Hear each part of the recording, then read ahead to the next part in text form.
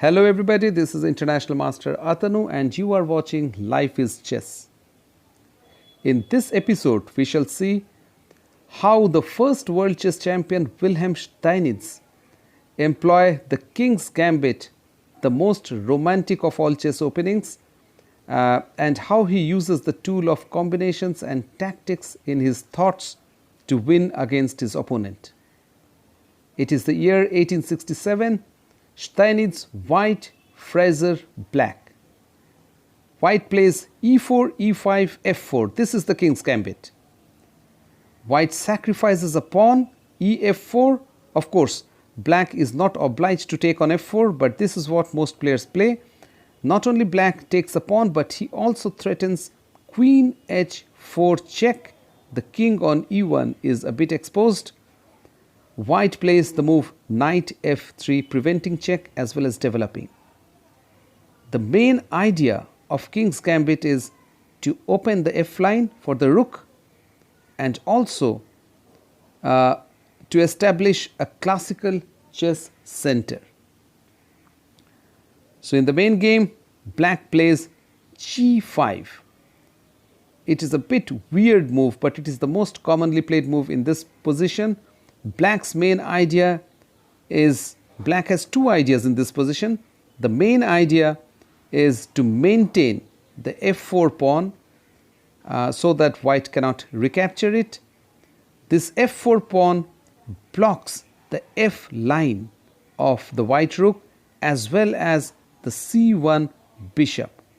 So it restricts two white's pieces. It's a very important pawn and black wants to somehow overprotect that pawn.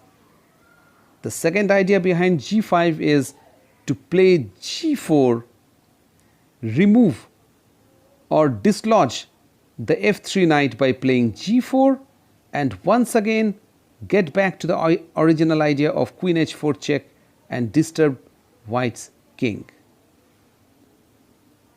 White simply ignored the idea of g4 and he continued with his development bishop c4. Black opted for the second idea. He could have played bishop g7 and tried to maintain the pawn on f4 by overprotecting the rook on h8. His idea would be to play h6, maintain a strong chain of pawns to restrict the c1 bishop. But instead, black opted for a more aggressive idea, that is g4, attacking the white knight. White played knight e5.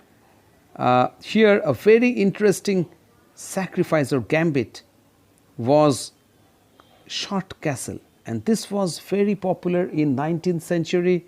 In fact, Adolf Anderssen, one of the greatest attacking players of all times, he used to play this kind of moves, castling. It's called Muzio Gambit, where black captures a full knight and white banks on his development advantage.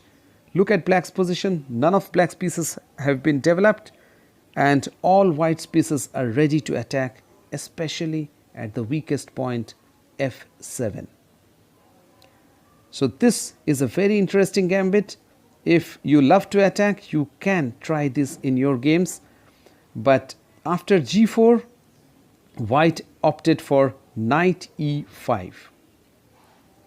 It is, white is threatening f7 pawn, but as we have seen, the removal of knight allows queen h4 check, and white has to move his king, because if he plays the move g3, black can simply capture fg3, and notice the h pawn is pinned because white's rook is unsupported, and black aims g2, discovered check, and it is very risky position for white. So in this position, white played king f1 and black played knight h6, developing as well as protecting f7 pawn. White went d4, occupying the center and attacking the f4 pawn with the bishop. Black played the move f3. h3. Well, black wants to attack white's king. The king has moved, it is exposed. But as we shall see, this is a very, very instructive game because black attacks white's king first. He attacks without sufficient development. And when white attacks black's king, he brings out all his pieces and attacks with harmony. Here, for instance, the f7 pawn is weak.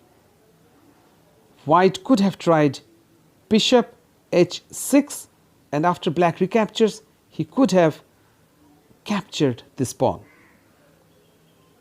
But then black plays fg2, king g2, and after moves like queen h3 check, he develops a mating attack, devastating attack on white's king. So it's very interesting to note that although white attacks, if white attacks without developing his pieces, he gets into trouble. The king on g1 would be met by bishop e3 checkmate, and any move like king f2 can be met by checks, or even the more interesting move castle, because this knight is pinned, it cannot move to deliver any checks. So it is black who is in a commanding position.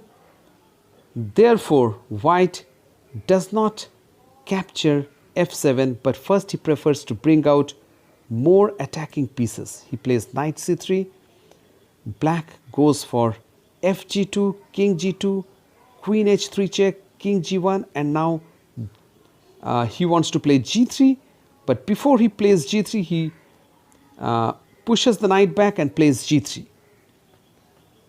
If you look at the position, it seems black is first to attack the opponent's king. The king on h1 is exposed, but if you look deeper, you will find out that only few pieces, only one queen is in the attack, whereas white has many pieces in the defense. The first move white plays is knight f4, not only attacking the queen but also defending his own king. Black plays gh, after rook h2, queen rook g8 check, and now white plays knight to g2. So we see, apart from the rook and the queen, black has no piece in the attack, whereas white has all the pieces which are developed, including the rook. This knight defends, and these two pieces are also attacking along with the bishop, and last but not the least, the queen, which is ready to pounce anytime.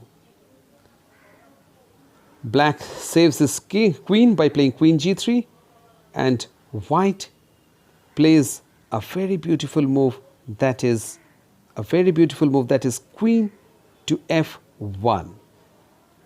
The idea behind queen to f1 is this knight, which is unprotected but cannot be captured, because for instance, white plays bishop h6. After bishop h6, if white takes on h6, black would checkmate on g2. So the rook performs double duty. It defends g2 as well as attacks h6. White plays the move queen f1 to defend g2 as well as attack f7. So this move is what we call a short tactics. It has two ideas, defense as well as attack. Black plays bishop e6, defends f7, and after the exchange, white plays another beautiful sequence, that is, he captures and he plays the move king h1. Had he taken rook h6 directly, black would have played queen e3, another double attack, attacking the king, attacking the rook. Black would capture the rook and be an exchange up. So white plays the move king h1. Now he threatens the bishop on h6. Black defends and another double attack, queen b5 check, attacking the king, attacking the bishop. If black plays queen b5, white will capture on b5 and once again double attack, attacking c7, attacking h6. So black plays the move knight d7, protecting the check. We see every move has some tactics, whether they arise on board or not, but they do involve tactics in our thought. Black plays queen b7, attacking a8, and white plays king e7. White is clearly better because now both kings are exposed. White's pieces are more in harmony, they can attack better. White played a very instructive move. He played e5, typical Steinitz. In the next videos I shall show you the move e5 and d5 breakthrough in the center was almost a patent of Steinitz. The main idea of e5 is square vacation. So this is another small tactics. It vacates the e5 square, e4 square for the knight, as well as attacks the d6 square. For instance, if black plays d5, white can safely capture and now threaten queen d6 check with the help of the e5 pawn. So the move e5 is very useful move. Black captures d5 and now white plays another very instructive move, that is d5. The move d5 removes the e6 pawn and gains access to d5 square. Look at the sequence, e5, de, and then instead of recapture, playing another pawn move, d5. So with these two moves, white opens black's king and demolishes the defense. Black played rook f8, at least trying to generate some counterplay, but white, after capturing de6, black played a mistake in this position, but it was a horrible lost position anyway. Had black captured king e6, white would have played a series of very instructive moves to attack queen c6 check, not queen d5, because he leaves the d5 square vacant for the knight.